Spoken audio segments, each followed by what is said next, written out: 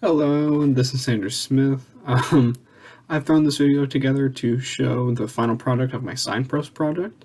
I was inspired to do this project after watching Half Asleep's Chris video of making a signpost. Though I have not traveled outside the US, the locations on the signs are all places I want to visit one day. The name of the city and the miles from my home are painted on the signs.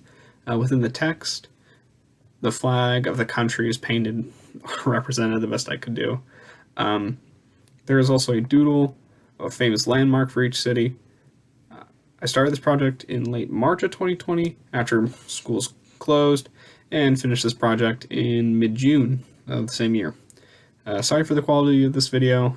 I'm not a professional video editor or audio engineer. Alright, starting off we have the front of the signpost. From looking from my deck, shows a few locations as well as the north-south indicator.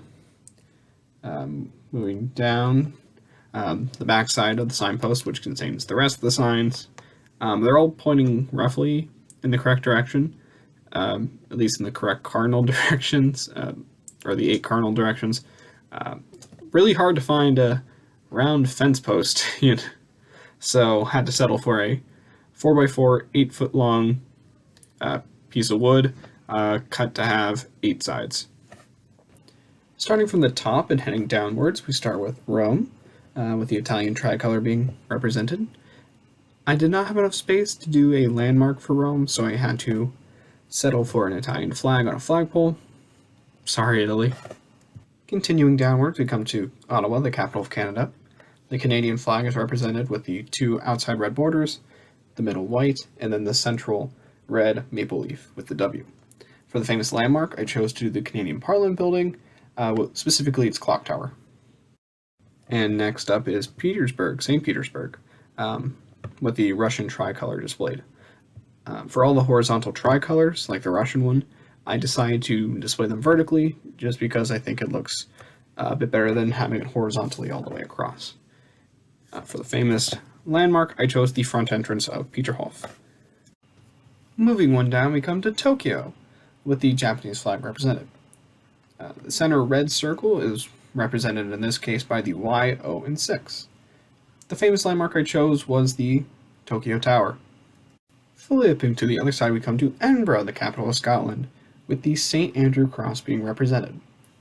The famous landmark I chose was the entrance to Edinburgh Castle.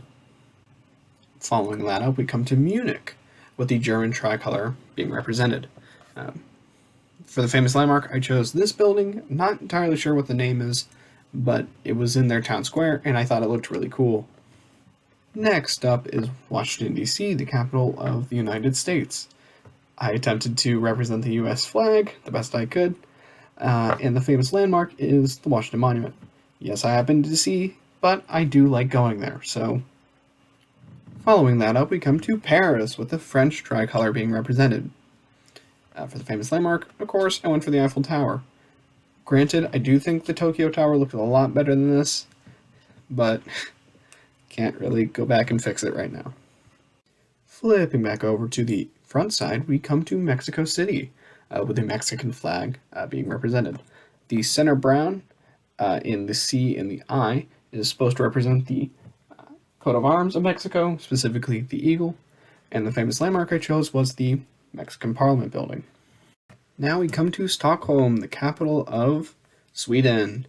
As you can see, I did make a spelling error. I forgot the C. It is still there, very tiny, so I don't know, you can't say I misspelled it. For the flag, it's obviously the Swedish flag. And then for the famous landmark, I chose these 2 buildings. They're famous for some reason. I don't know why, but they do look kind of cool. Now we come to London, the capital of England and the entirety of the UK. For the flag, it's of course the English flag, and for the famous landmark, I chose Elizabeth Tower / Big Ben. And finally, but definitely not least, we come to Sydney, Australia, with the Australian flag being represented. I'm very proud of this one. So the Union Jack is represented in the word Sydney, while the Southern Cross is represented in the numbers, split up in between the 4. And then for the famous landmark, I chose to do the Sydney Opera House. This next image is of the signpost. It's an artsy photo of it. Definitely not a photographer, but I think it looks pretty good. And this next photo is of my dog, Bella. She was just messing around nearby, so why not? I'll take a photo. And that's about it. I'd like to thank you for watching this video. Hopefully I explained what the project was about and all the signs in a decent way. And with that, thank you.